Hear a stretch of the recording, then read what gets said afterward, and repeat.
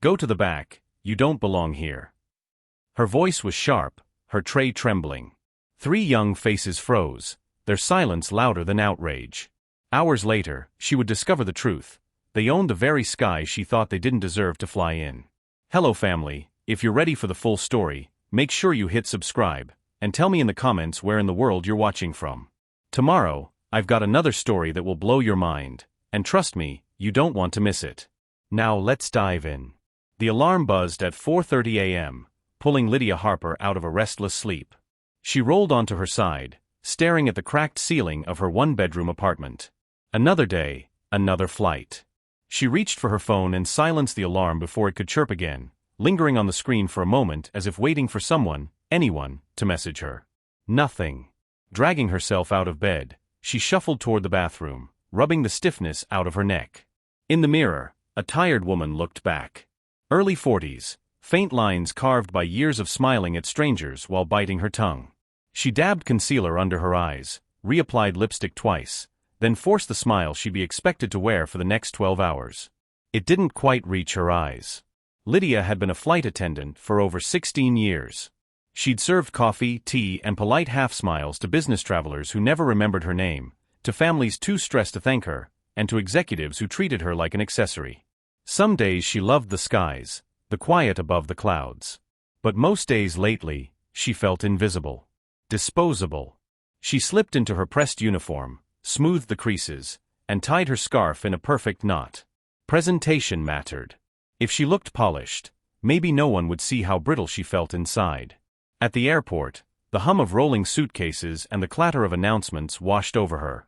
Lydia moved through it all on autopilot, greeting her crew, checking supplies, nodding at the captain's dry jokes.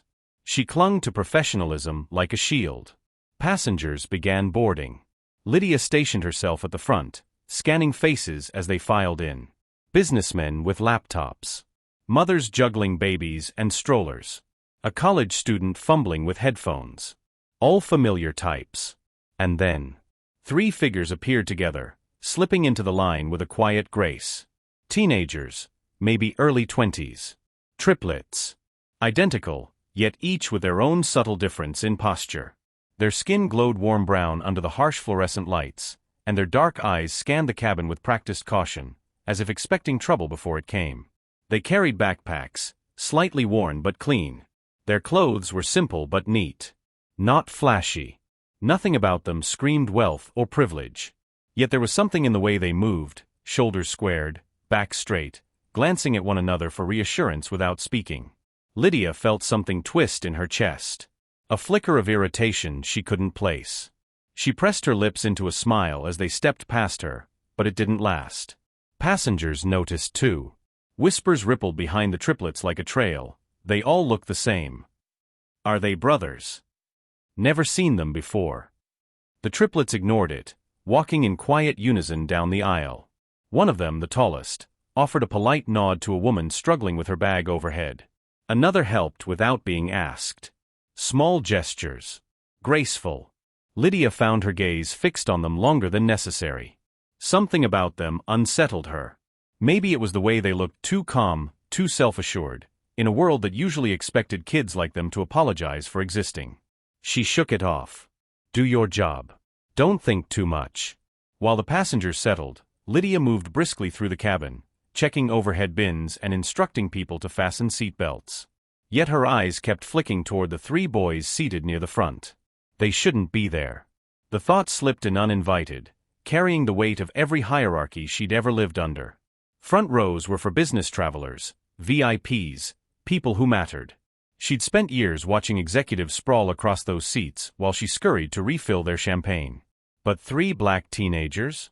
Near the front? Her chest tightened. She didn't even realize how quickly her mask was slipping. The eldest of the triplets, at least, he looked like the eldest, adjusted his seatbelt. Lydia caught the way he glanced back at his brothers with a reassuring half-smile, like he was silently telling them, "It's fine. We belong here." And that somehow was the spark. A bitter heat rose inside her. She remembered all the times she'd been told you don't belong here, when she was a girl in thrift store clothes, mocked by richer kids. When she was a rookie attendant, brushed aside by first-class passengers who treated her as invisible. She had clawed her way into professionalism, believing that respect came from knowing one's place. So why did their calm confidence bother her so much?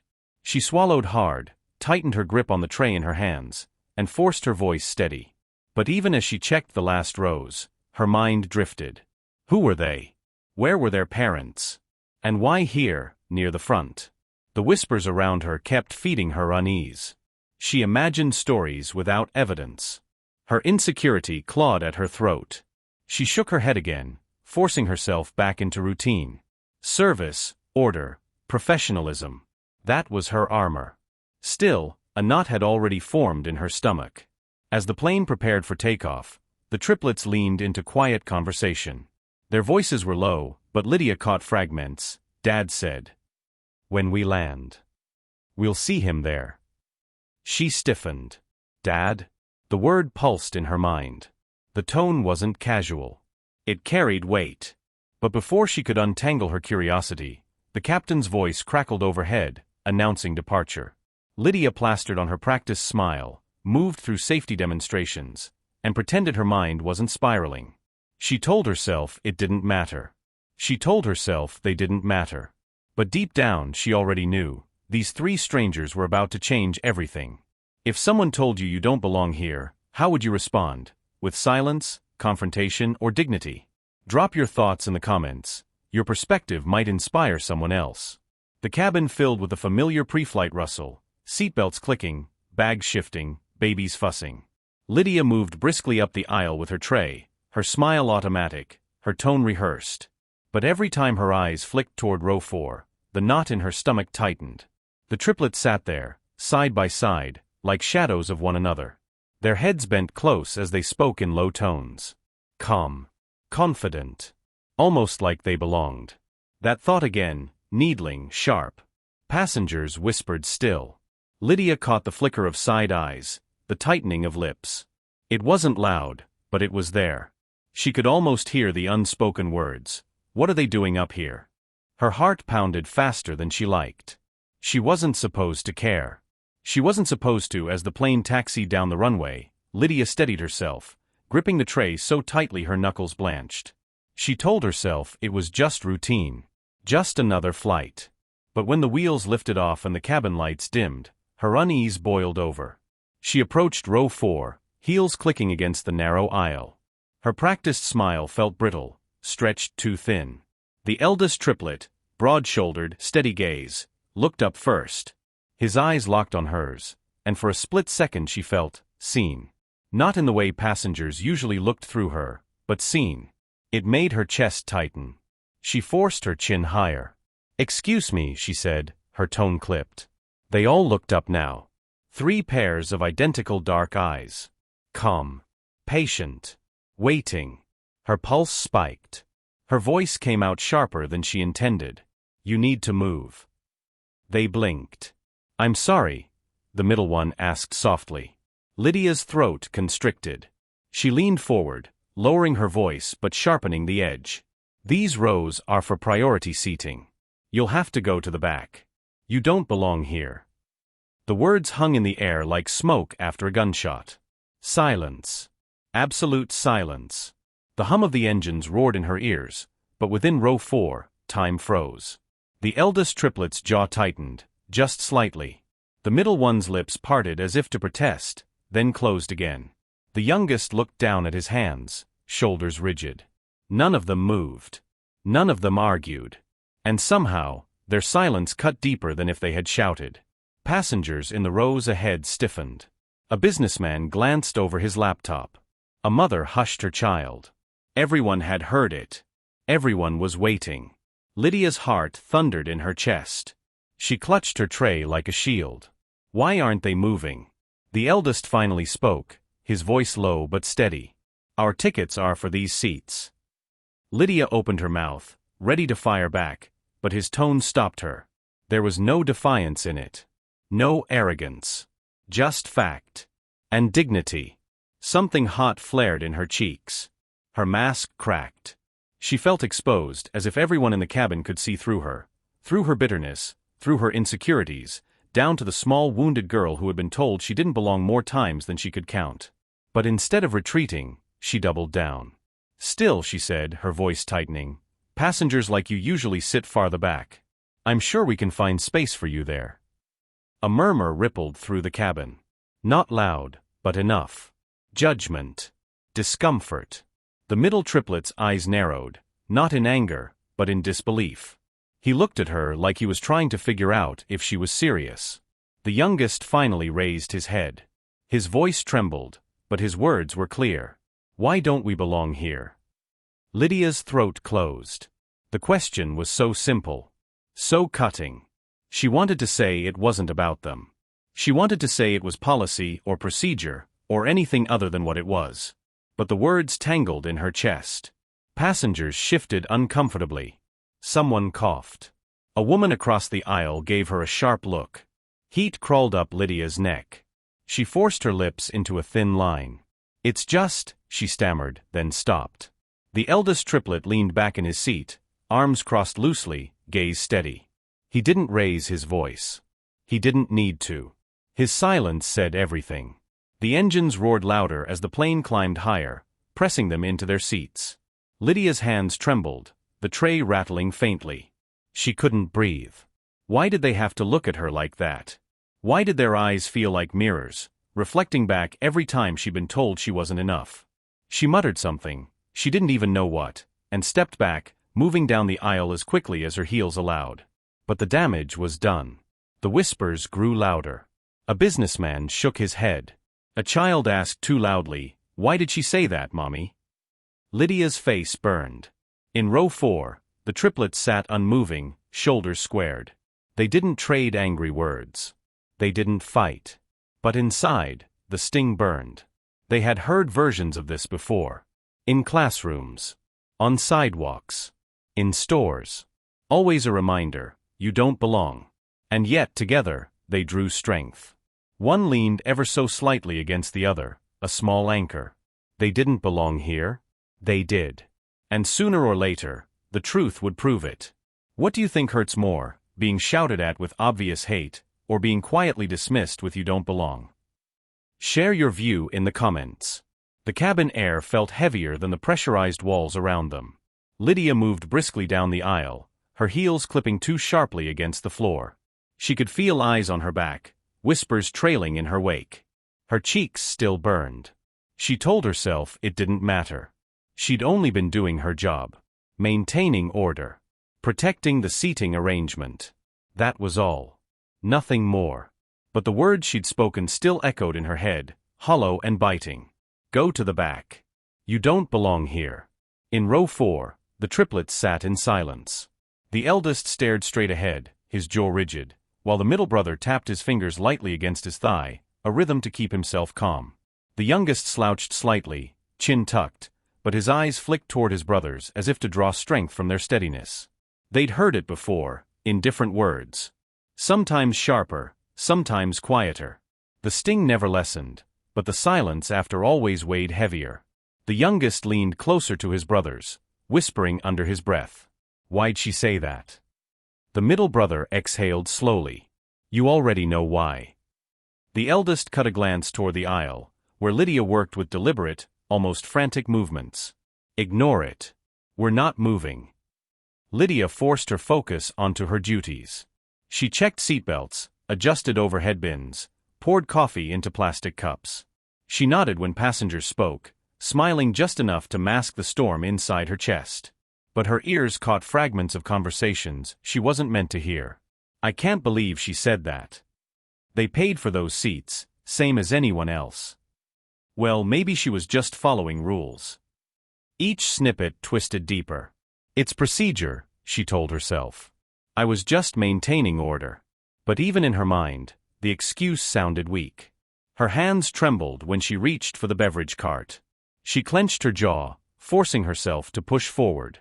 A businessman in 5C flagged her down. "Coffee. Black." She poured carefully, steadying her hands. The man leaned slightly toward her, lowering his voice. "You know you were right." Her head jerked up. "Excuse me." He gestured subtly toward row 4. Kids like that? They cause trouble. Better to keep them in the back. Lydia froze. A flicker of nausea churned in her stomach. She had expected disapproval, not agreement. For a split second she felt vindicated, her chest loosening at the thought that maybe she wasn't the only one who thought it. But then, the businessman smirked, and something inside her recoiled. His words didn't feel like support. They felt like poison, seeping into her ears. She nodded stiffly, setting the cup on his tray, and moved on. But her hands shook harder now. Back in row 4, the triplets remained still. They didn't glance at her as she passed. They didn't speak loudly enough for others to hear. But their silence was its own resistance. The middle brother finally leaned close to the eldest. "We should say something." The eldest shook his head. "Not now. Let it go." "But she—" "I said let it go." His tone was firm, but not harsh. He wasn't angry at his brother. He was angry at the world that forced them to choose between silence and confrontation. The youngest whispered, voice low, "Why do we always have to be the ones to let it go?" The question hung between them. Lydia returned to the galley, bracing herself against the counter. She closed her eyes and drew in a slow breath. It wasn't about them, she told herself again. It was about order. About professionalism. That's all. But the youngest's voice still echoed in her ears. "Why don't we belong here?" She rubbed her temples. The cabin door between first class and economy closed with a soft click, and for a moment she felt sealed in with her own guilt. Later, as she passed by, she caught a few words from the triplets' hushed conversation. "Dad will meet us when we land. He said don't worry. He always knows how to handle it." The word snagged her again. Dad. Her pulse quickened. She slowed, straining to hear more, but the eldest caught her lingering glance and the words stopped cold. Heat crept up her neck. She forced herself to move on, pretending not to care. But curiosity gnawed at her. Who was their father? Why did the words sound so heavy, so certain? Passengers kept sneaking glances at row 4, the confrontation still humming like static in the cabin air. Some gave the triplets sympathetic looks. Others seemed indifferent. A few avoided eye contact altogether, unwilling to confront what they had witnessed. The tension coiled tighter. Lydia pressed on, clinging to her routine like a lifeline. She poured, served, smiled, repeated. But the rhythm couldn't drown out the pounding in her chest. Every step past row 4 felt like walking past a mirror. And every time, she avoided looking in. When the beverage service ended, Lydia retreated again to the galley, her pulse still unsteady. She gripped the counter until her knuckles whitened. Her mind spun. Why did I say it like that? Why did it come out so sharp? She wanted to believe it was just a slip. Just procedure. But the truth scratched beneath the surface, demanding to be faced. And she wasn't ready. Not yet. In row 4, the youngest brother leaned back, closing his eyes. He hated when people stared. Hated when silence said more than words. But at least he had his brothers. The middle brother reached over, tapping his shoulder lightly, a quiet gesture of solidarity. And the eldest sat tall, unflinching. His silence wasn't surrender, it was a shield. They didn't belong? They would sit right here, row after row, mile after mile, until the truth spoke louder than prejudice. Have you ever tried to explain away something you knew deep down was wrong? How did that feel afterward? Share below. Your story might help someone else face their own truth. The plane had been steady for most of the flight, gliding above the clouds like a steel bird at peace. But somewhere over the Midwest, the cabin began to shake. A low rumble. A sudden dip.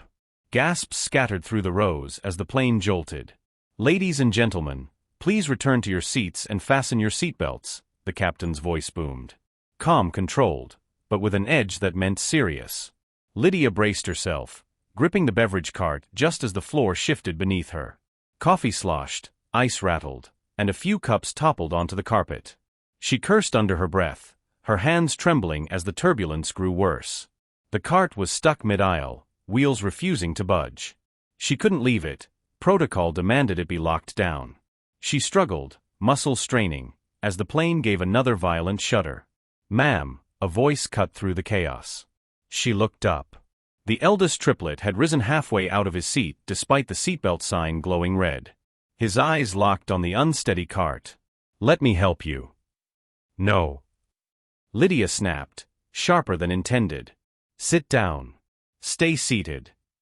Another jolt threw her sideways, and her tray of cups crashed to the floor. The cart lurched dangerously toward the aisle. She stumbled, hands flailing. Before she could fall, a steady hand gripped the handle from the other side. The eldest Triplet. Their eyes met briefly, hers wide with shock, his calm despite the turbulence. Without a word, he steadied the cart, locking the brake with one swift motion. The shaking eased, the cabin lights flickering as the plane leveled slightly. Passengers sighed in collective relief. But Lydia's relief was laced with something else: humiliation. Gratitude she didn't want to feel. She straightened her uniform, tugging her sleeve down as if to erase the moment. "You shouldn't have stood up," she muttered. The eldest gave her a look, measured, restrained. "I wasn't about to let you get hurt." Her throat tightened. She turned quickly, crouching to gather spilled cups, avoiding his eyes. The youngest brother leaned forward, voice softer than the engine's hum. "Doesn't seem like we don't belong now, does it?" His words weren't loud, but they cut through her like glass. Later, as the turbulence subsided, Lydia found herself near their row again. The cabin had grown quieter, passengers still uneasy from the jolt.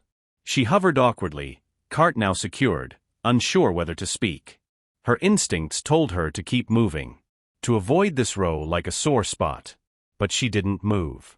The middle brother looked up at her, his expression unreadable. "You okay?" The question was simple. Human. Not loaded. Lydia blinked, caught off guard. I'm fine." But her voice betrayed her. It cracked, thinner than she liked. The middle brother nodded once, then returned his gaze to the seatback. He didn't press. It was strange, Lydia thought, how proximity forced her to see them differently. Not as a group, not as a problem to manage, but as three individuals. The eldest, steady and strong. The middle, observant, quiet. The youngest, sharp-eyed but softer beneath it. They weren't hostile. They weren't loud.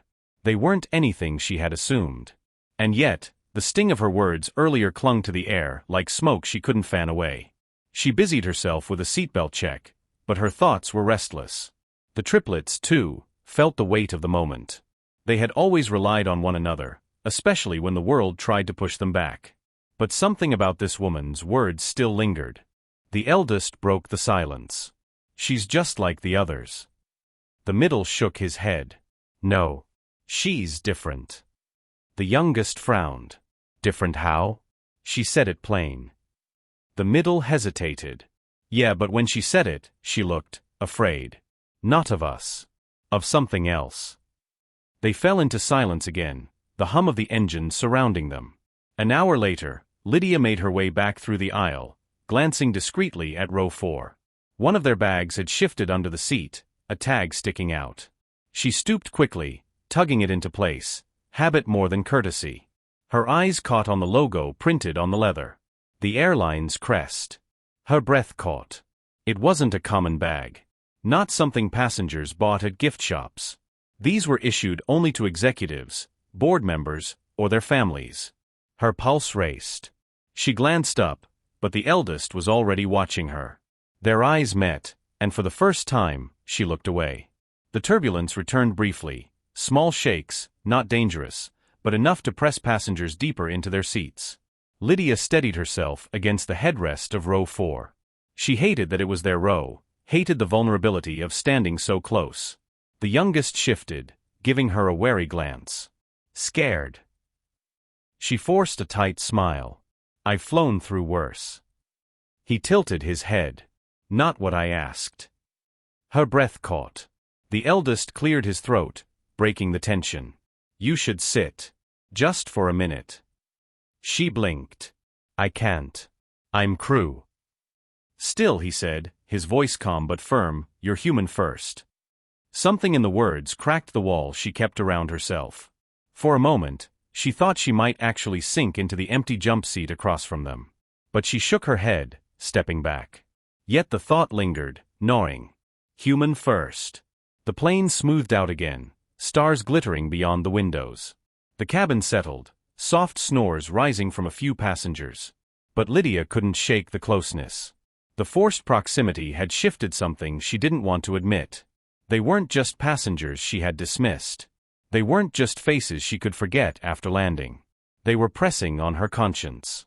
And no matter how hard she tried, she couldn't push them away. Have you ever been forced into a situation where you had to work with someone you misjudged, and it changed how you saw them? How did that shift your perspective? The flight smoothed out after the turbulence, but the cabin never fully relaxed. Conversations had quieted, replaced by an unspoken awareness that something more than weather had shaken the air. Lydia walked the aisle again, her steps slower this time. She tried to focus on her checklist, but her eyes kept sliding back to row 4. No matter how much she told herself to move on, they drew her like a magnet. That bag. That crest. The airline's emblem embroidered on leather. She'd seen it before, when executives boarded, when board members carried luggage with the same proud insignia. Her mind spun. Why would triplets have that? Who are they connected to? The youngest brother noticed her glance linger. His lips quirked in something between amusement and challenge. See something you like? Heat shot to Lydia's cheeks. Your bag was sticking out, she said quickly, crouching to shove it farther beneath the seat. The eldest leaned forward, voice calm but edged. You didn't answer his question. Lydia's throat tightened. She rose quickly, brushing imaginary dust from her skirt. Just making sure it's secure. She moved away before they could press further, but their gazes followed her like shadows. In the galley, she gripped the counter, her breath shallow. She thought of the airline's CEO, Raymond Pierce. A man she'd only glimpsed once in her career, a towering figure in a tailored suit, stepping onto the tarmac as though the planes themselves bowed to him. He was untouchable. Wealth, power, respect, all things she had spent her life on the other side of. And now, a wild thought gnawed at her. Could they be his? She shook her head violently. No. It was impossible. People like him didn't mix with people like them. And yet that bag. Row 4 was a fortress of silence. The brothers hadn't spoken since the last exchange. But inside, their thoughts churned. The middle one finally broke it. She saw the bag. The eldest sighed, pinching the bridge of his nose. Of course she did. The youngest sat up straighter, his voice sharper. So what if she did? It's not a secret. We didn't sneak on here. The eldest's tone softened. That's not the point. People make assumptions. The youngest's jaw tightened. Let them. He's our father. That's not an assumption, that's fact. The middle brother glanced down at his hands. His voice was quieter. Yeah, but you know how people react. They always do. Their father's shadow was never far.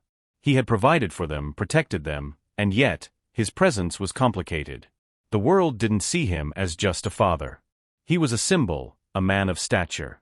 And with that came whispers, judgment, and more than one sideways glance when people realized who his children were. The eldest closed his eyes. We just need to land. He'll be there. He always is. The youngest muttered, I'm tired of waiting for him to clean up the messes other people make. Back in the galley, Lydia's mind wandered somewhere she rarely let it go, her own childhood. She saw flashes, a cramped apartment, her mother's weary face, the men who came and went, none staying long enough to claim responsibility. Her father had been a ghost. A name she never knew.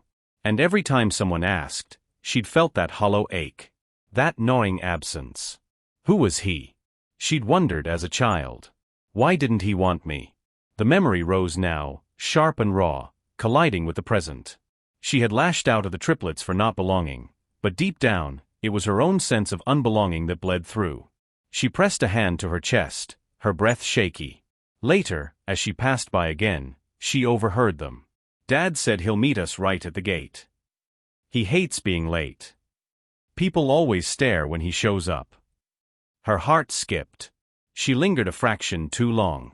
The youngest caught her. Something you want to ask? His tone wasn't cruel, just sharp, a blade honed from years of being cut first. Lydia flinched. No. Just, making sure everything's in order. The eldest tilted his head, studying her like a puzzle. Funny. You didn't care about order earlier. You cared about belonging.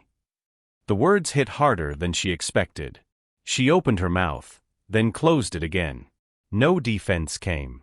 She moved on quickly, but her hands shook as she tucked blankets into overhead bins. Her thoughts spun wildly. If they really were who she suspected, if Raymond Pierce was their father, then she hadn't just insulted 3 passengers. She had humiliated the family of the man who signed her paycheck, who controlled her career, who could end her future with a single word. But worse than that, worse than the risk, was the reflection staring back at her. She had treated them the way the world had treated her. She had become the very voice she had hated growing up. The words replayed, haunting, "Go to the back. You don't belong here." The cabin lights dimmed as the flight pressed into its final hours. Passengers dozed. The engines hummed their steady song.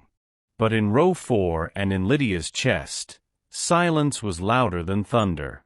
The triplets leaned into each other, quiet but united. They didn't need to speak to remember what they had endured before. The sting of judgment. The questions about where they fit. The weight of a name that both shielded and exposed them. Lydia sat in the jump seat near the galley, staring at her hands, seeing in them the girl she used to be, the girl who once whispered to the air, "Daddy," and got nothing back but silence.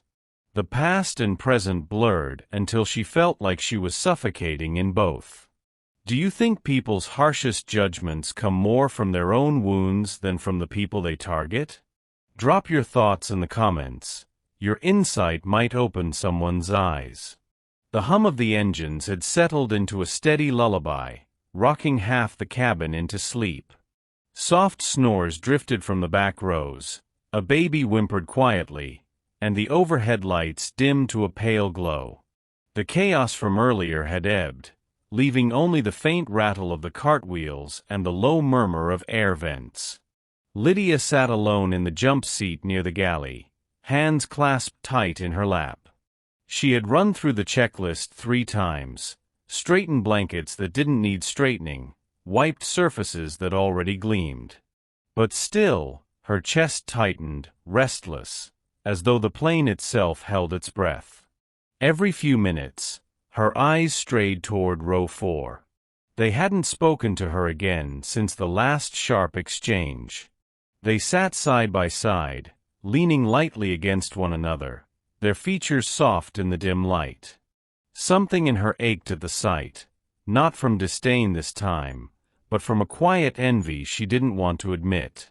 They had each other. They had someone to lean on. She never had. The intercom crackled. "Flight attendants, you may take your rest breaks." Rest. The word felt impossible. Lydia rose anyway, smoothing her skirt, and made her way down the aisle. As she passed row 4, her steps slowed. Her throat tightened. Before she could stop herself, she paused. The middle brother looked up first. Their eyes met, and instead of challenge, there was something different in his gaze now. Curiosity. "Not going to tell us to move again?" he asked, his voice low, careful not to wake nearby passengers. Her breath caught. The words weren't cruel. If anything, they carried a trace of humor. A small olive branch. Lydia exhaled shakily. "No," she said softly. "Not tonight." The youngest brother tilted his head, watching her. "So what changed?" Her pulse quickened.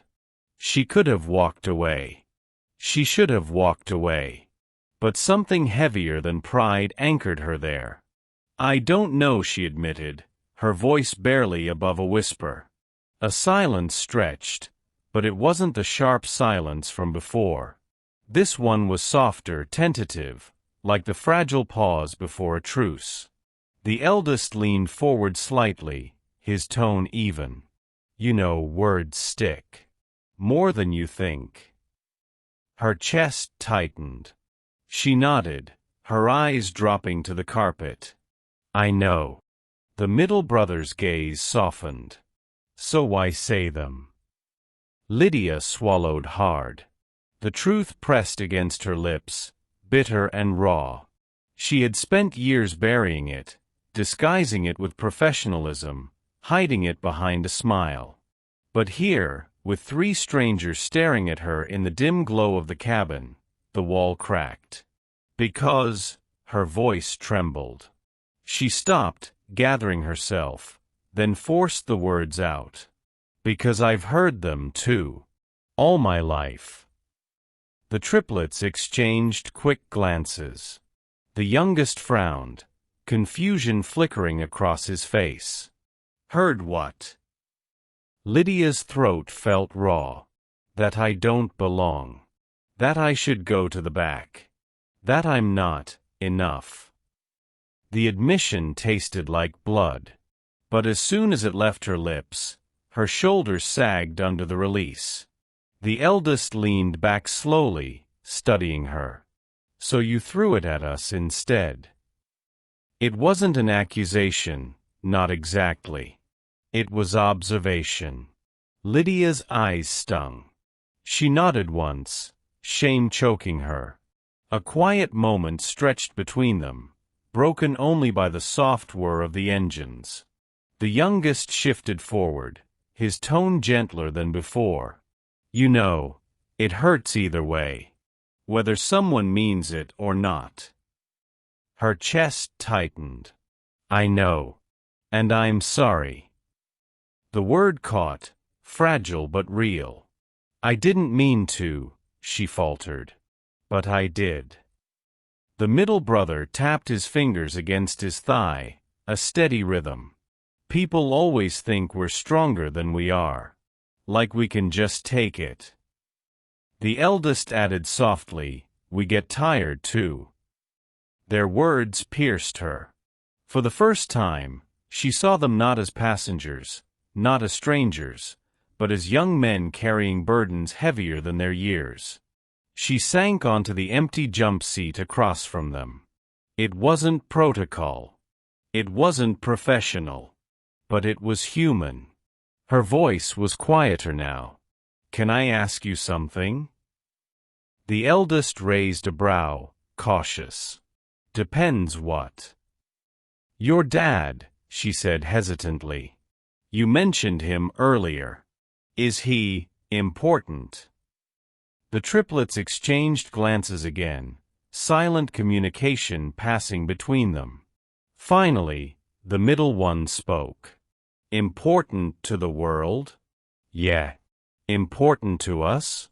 Even more. Her breath caught. The weight in his tone confirmed what she already suspected. Raymond Pierce, she whispered. The youngest gave a wry smile. So you do know. The revelation landed heavy, even though she had guessed. Lydia sat back, stunned. The CEO. The man whose signature determined routes, hires, promotions. The man she had admired from afar and resented in equal measure. And here were his sons, 3 young men she had told didn't belong. Her chest ached with the irony. The eldest's gaze pinned her. Does that change anything for you? Lydia shook her head slowly, honestly. It should. But no. The words, they still came out. For the first time, his eyes softened. Just slightly. The youngest leaned back, arms folded. Funny, isn't it? We could buy every seat on this plane if we wanted.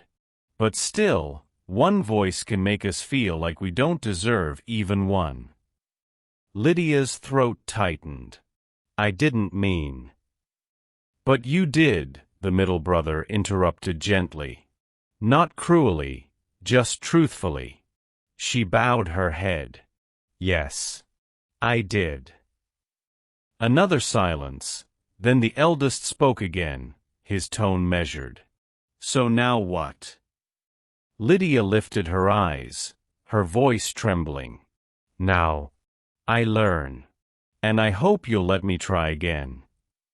The cabin lights flickered as the plane shifted gently, cutting through another layer of clouds. Passengers stirred in their sleep, oblivious to the fragile moment unfolding in row 4. The triplets exchanged another look. Then the middle brother offered the faintest smile. "You get one more chance. Just one." The youngest chuckled softly, the tension easing. "Don't blow it." For the first time all night, Lydia let out a shaky laugh. It wasn't much, but it was real. And for a brief, fragile moment, peace settled between them. Do you believe people who wound us can genuinely change if they admit their faults, or is the damage too deep? Share your perspective in the comments. It might spark real conversation. For the first time all flight, row 4 was quiet in a way that wasn't heavy. There had been a moment of laughter, a flicker of understanding, and Lydia clung to it like a fragile thread. But peace on an airplane rarely lasted long. The intercom crackled. "Ladies and gentlemen, we'll be making our descent in about 45 minutes. Please return to your seats." Lydia rose from the jump seat, smoothing her skirt. The fragile bridge she had built with the triplets felt unsteady, but real. Until a voice broke it. From behind them, the businessman in 5C leaned into the aisle, his tone low but loud enough to carry. "Well, isn't this something? Chummy now, are we? That's rich." The triplets stiffened. Lydia froze. The man smirked, eyes sliding toward the crest on their bag. "I figured it out. You're Pierce's boys, aren't you? Explains the entitlement. Daddy's money buys seats, but it can't buy class." The words landed like blows. The youngest bristled, sitting up straighter. "Excuse me." The businessman snorted.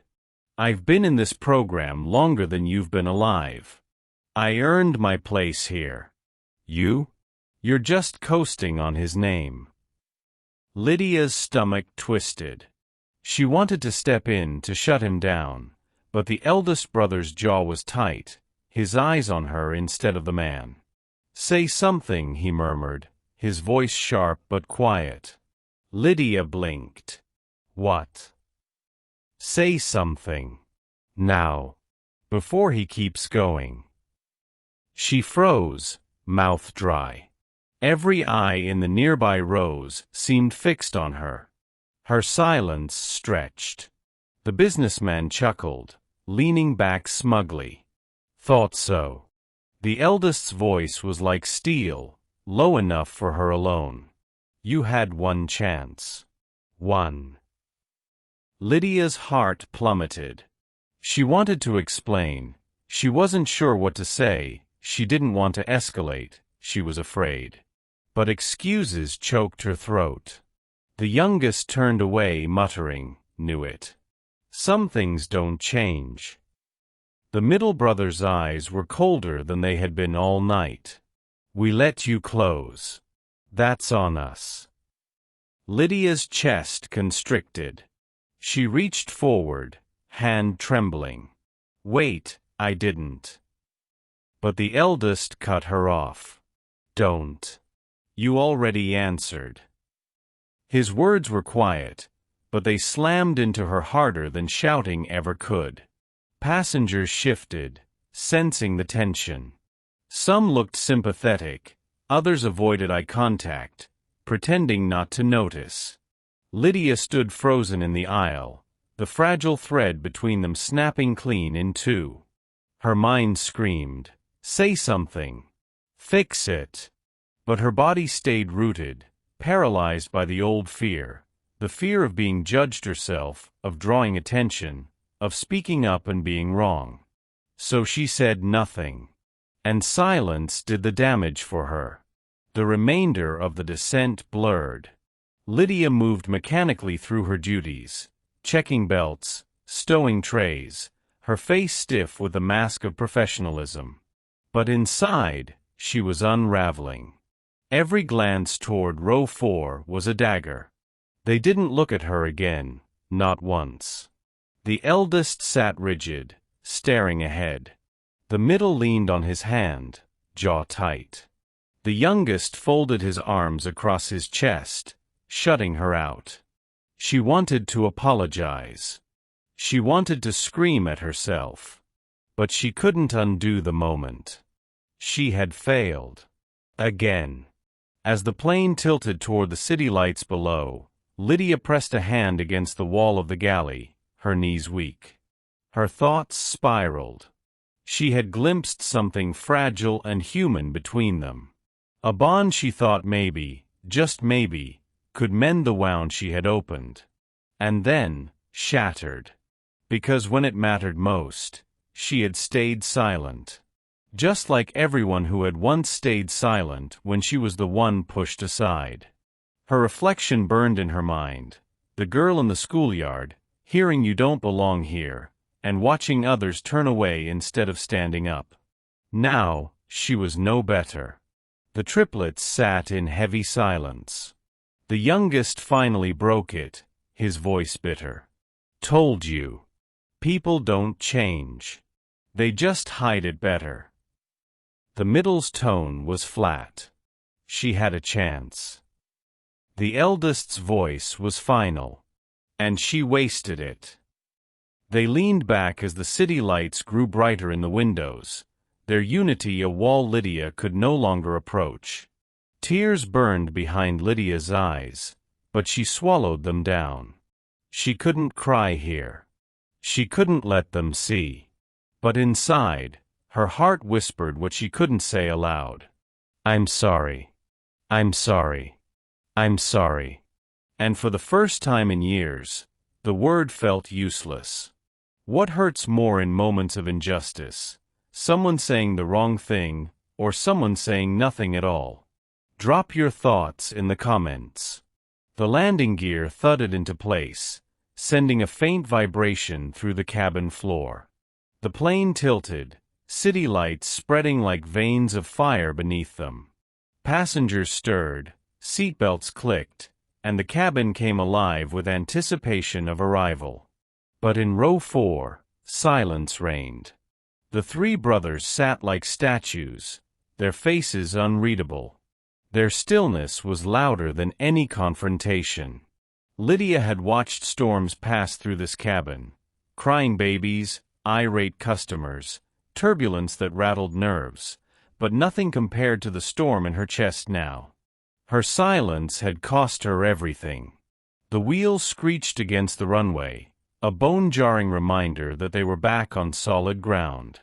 A smattering of applause broke out among passengers, a tradition Lydia usually found endearing. Now, it sounded hollow. She sat strapped into the jump seat, her palms damp against the harness. Every second of descent had felt like judgment. She replayed the businessman's smug voice, the eldest's sharp whisper, "Say something." And her silence. A silence that had roared louder than his insult. The seatbelt sign pinged off. The aisle filled with impatient passengers tugging bags from overhead compartments, elbows brushing, voices rising in impatience. Lydia rose, her hands trembling as she unlatched her harness. She should have been doing the final checks, smiling politely, ushering people off with her practiced warmth. Instead, her eyes fixed on row 4. They hadn't moved. Still seated. Still stone. Her heart thundered. This was her chance, her last chance, to speak before the moment slipped forever into regret. But fear tangled with her tongue. She could let it go. Let them leave without another word. Pretend it never happened. Bury it under routine. It would be easier. Yet the thought hollowed her out. If she stayed silent now, she would become exactly the person she had sworn never to be. The one who turns away when injustice unfolds, who hides in the safety of silence while others carry the wound. Her knees wobbled as she stepped into the aisle. "Excuse me," she said softly, her voice trembling, drowned out by the clamor of passengers jostling with luggage. She tried again, louder this time, desperation cracking her words. "Excuse me." The eldest turned his head slightly, his eyes sharp, unreadable. Her breath hitched. I need to say something." The middle brother's jaw tightened, his voice clipped. "Why now?" "Because if I don't," she whispered, "I'll regret it for the rest of my life." The youngest scoffed, his arms folding tighter across his chest. Too late. Damage done. Lydia's pulse spiked. Her throat was dry, but the words pushed out anyway. "Maybe. But I don't want the last thing you remember of me to be silence." Around them, passengers squeezed past, muttering at the blockage. A man grumbled, "Move it, lady," but Lydia didn't step aside. For once, she put herself between protocol and truth. Her confession tumbled out, raw and unpolished. "When that man insulted you, I froze. Not because I agreed. Because I was afraid of saying the wrong thing, of making it worse, of drawing attention, of being judged myself. I've lived most of my life that way." Her voice cracked. "But I see now, silence was the wrong thing. It made me no better than him." The triplets' gazes pinned her. Even through their walls, she saw something shift, surprise, maybe, or disbelief. She pressed a trembling hand to her chest, forcing her truth out. "When I was younger, I was told the same words I said to you. Go to the back. You don't belong." It broke something in me. And instead of fighting it, I let the shame grow. Tonight, I took that shame and threw it on you." Her eyes burned, tears spilling freely now. She didn't care if other passengers saw. "I hate myself for that. I never wanted to be that kind of person. But I was. And I need you to hear me say I'm sorry. Not the kind of sorry that just wants forgiveness. The kind of sorry that means I'll never stay silent again when it matters." A hush settled around them despite the commotion. Passengers close by slowed, curious. But Lydia's world had shrunk to row 4. The eldest studied her, his expression still stern but softened around the edges. "So this isn't just about us. This is about you too." Lydia nodded through her tears. "Yes. But mostly it's about you. I don't want to leave you with a memory of someone too cowardly to stand by you." The middle brother tilted his head, his tone skeptical but quieter than before.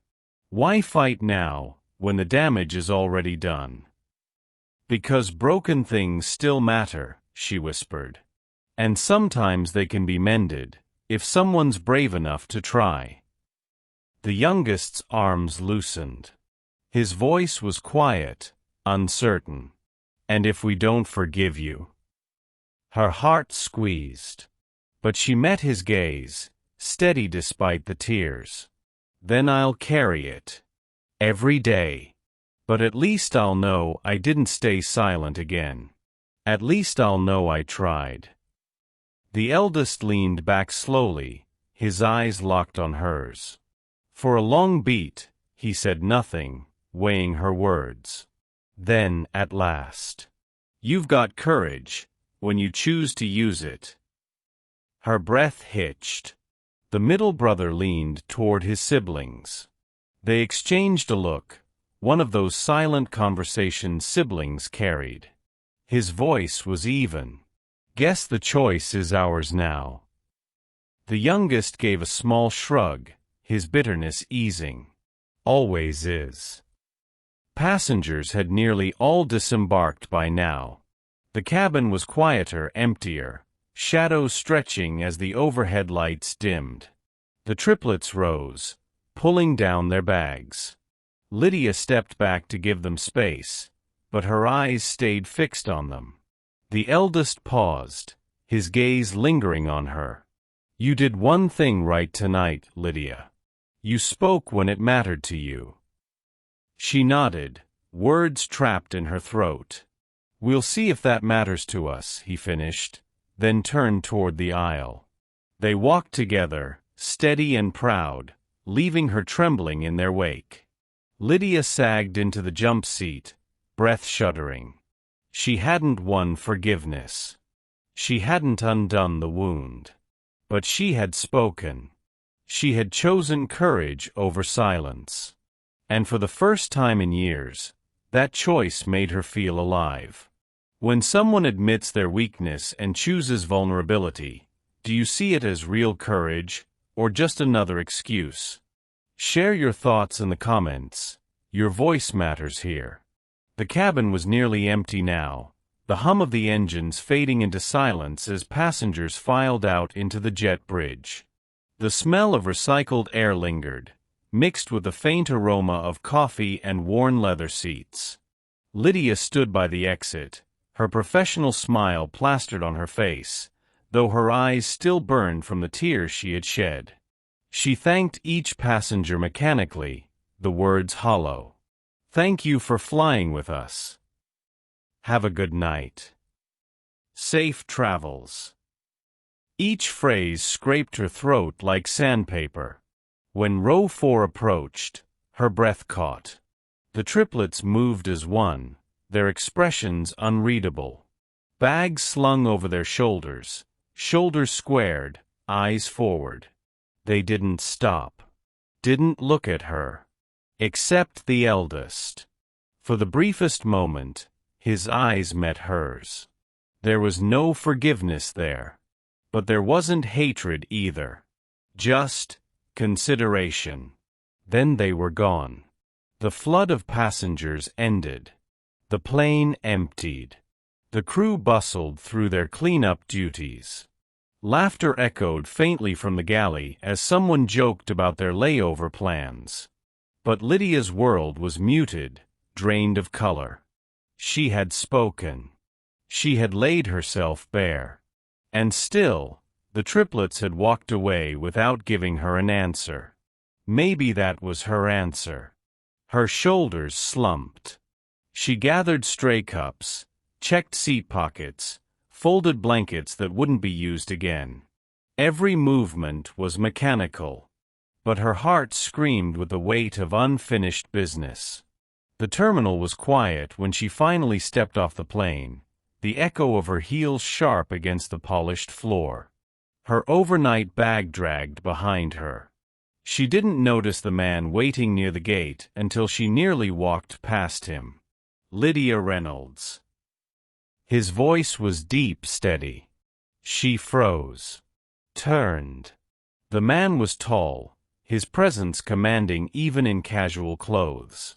His dark suit was cut perfectly, his silver tie immaculate despite the late hour.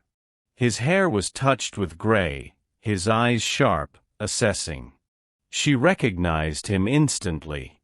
Raymond Pierce, CEO of the airline. Her heart stopped.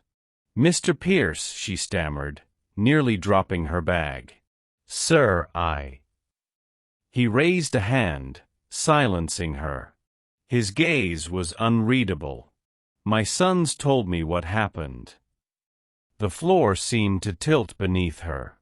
I, her throat dried up. "Sir, I can explain." "No," he said firmly. "You can't." Her knees weakened. This was it. Her career, her reputation, her entire livelihood, it was about to collapse. But then, his expression shifted. Softer. More complicated. "They also told me you spoke up. At the end." Her breath caught. "I tried." Raymond Pierce studied her like a man weighing the fate of an entire fleet. His silence stretched, heavy and suffocating. Then he sighed. "My sons are proud young men. They carry their mother's fire and my stubbornness.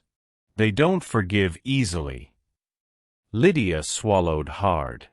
But, he continued, they don't come to me together unless something matters. Her brows furrowed. What do you mean? They didn't just tell me what you did wrong.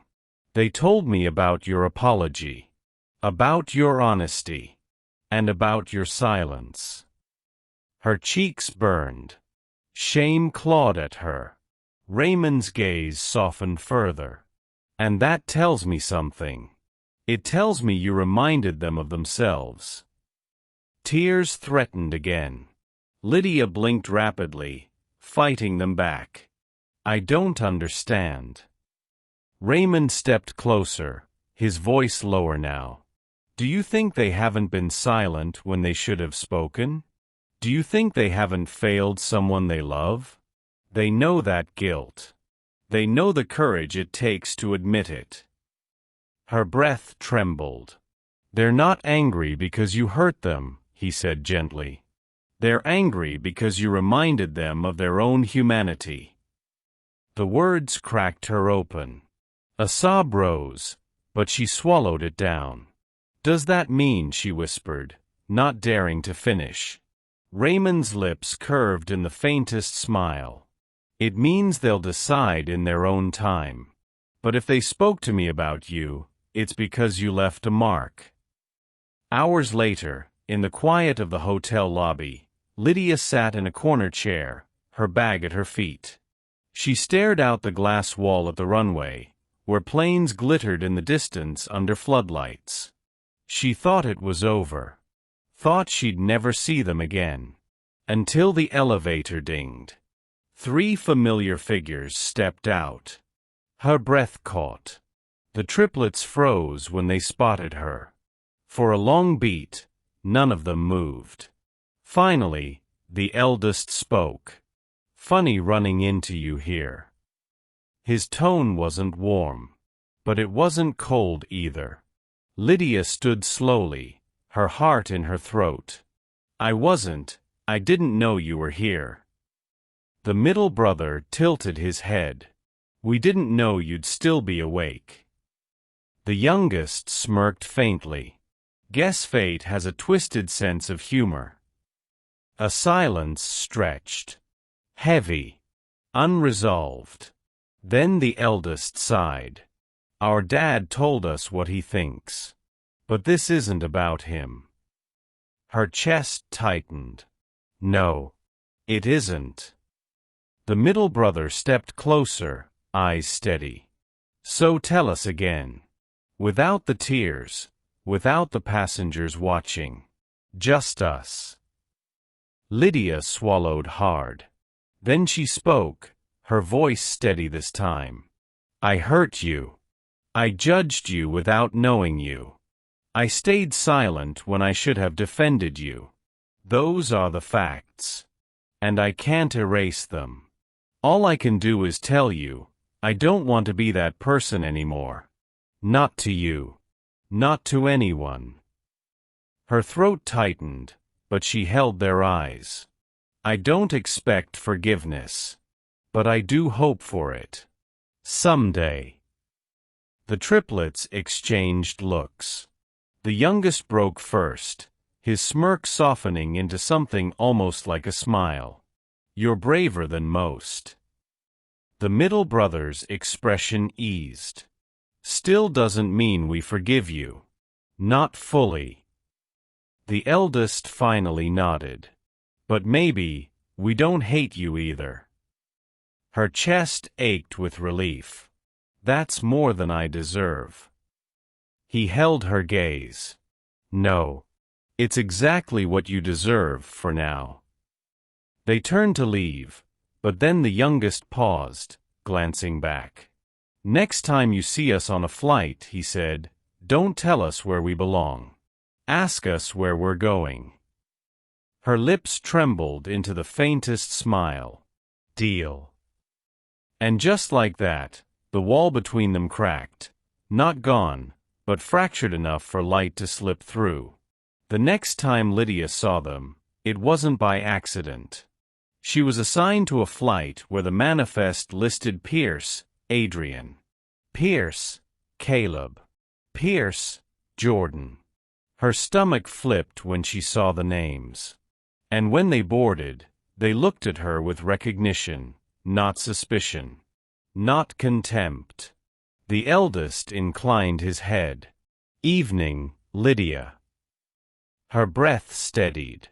She smiled, not the professional mask, but something real. "Evening, gentlemen. Where are you headed today?" The youngest grinned. "Forward." Her heart lifted. As the plane soared into the night, Lydia felt something she hadn't in years. Belonging. Not because the triplets had fully forgiven her. Not because she had erased her mistake. But because she had chosen, again and again, not to let silence define her. And in that choice, she found a piece of love she hadn't expected. Love of truth. Love of courage. Love of connection. The kind of love that finally set her free. Do you believe true redemption comes from being forgiven by others, or from learning to forgive yourself first? Comment below. Your answer might inspire someone who needs to hear it. Thank you for watching this story to the end. If you enjoyed this story, you will surely love the next one. It's as crazier and more intriguing as you can ever imagine. So do check it out. Click on the image showing on your screen right now to watch the next one.